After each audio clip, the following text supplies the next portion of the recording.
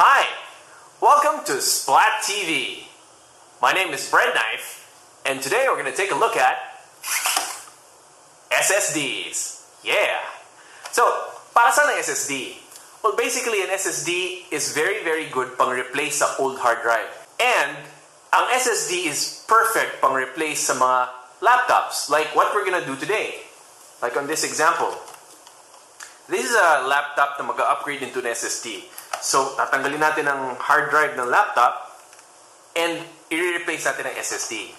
Now, pagdating sa dimensions between the two, ang hard drive pati ang SSD share the same dimension.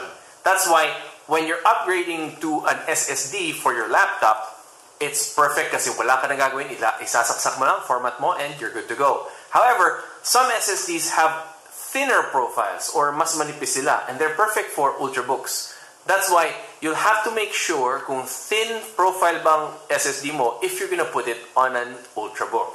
In this case, we're just gonna use a regular SSD into this regular laptop, replacing this old hard drive. Okay? Now, advantages. Basically, ang advantages ng SSD mo, faster read and write compared to any hard drive on the planet. We're gonna use the G.SKill Phoenix 3 SATA 3 SSD with SandForce controllers. Alright? Ang read and write speed, ang read speed is a maximum of 550 megabytes per second with a maximum write speed of 520 megabytes per second. Okay? Now, before we actually install it, titingnan naman natin anong basically laman ng hard drive ng SSD sa loob, no? So it's also a form of an unboxing. Now, while we're opening this, I would like to mention that SSDs are cheaper when it comes to power consumption because wala siyang moving parts. Okay? And ang SSDs din, since wala siyang moving parts, kahit mabagsak siya ba nag-read, it's not a problem. Unlike sa ating mga regular hard drives na pag nagalaw mo habang nag-read or nag-write, there's a big possibility na masira siya. Now, straight out of the box, ito ang laman ng package ng G.SKill Phoenix 3. And since ang SSD pwede rin gamitin sa desktops, meron din siyang included na adapter. Alright?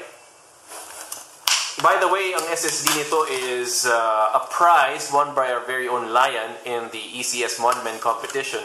And he's gonna use this SSD on his laptop. And out of the box, of course, yung sinabi ko na meron siyang adapter. Meron din siyang screws. And itong adapter is perfect for your desktop. Since mas malaki ang hard drive ng desktop, itong ilalagay mo dito yung SSD para mag-catch na siya doon. And this is the SSD itself. So very straightforward, no? Out of the box, meron kang yung plastic container niya, the SSD, the, what do you call this, the adapter, and screws. Anything else inside the box? Wala na. That's basically it. That is your G.SKill Phoenix 3 SATA 3 SSD. Very nice. Actually, it comes in black finish, no? Black finish. And that's basically it, your SSD.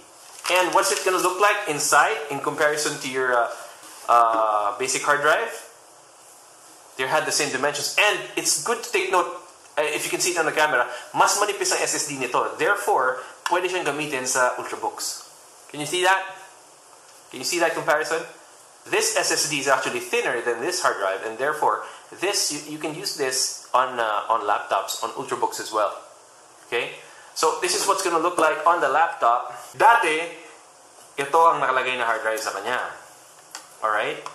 And this time, I'm gonna replace it with an SSD. It's very easy. You just line it up and push. That's it. Installed na. And there you have it. Installed SSD sa inyong laptop upgrades.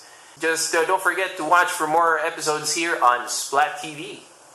From Blink, the company trusted by PC experts.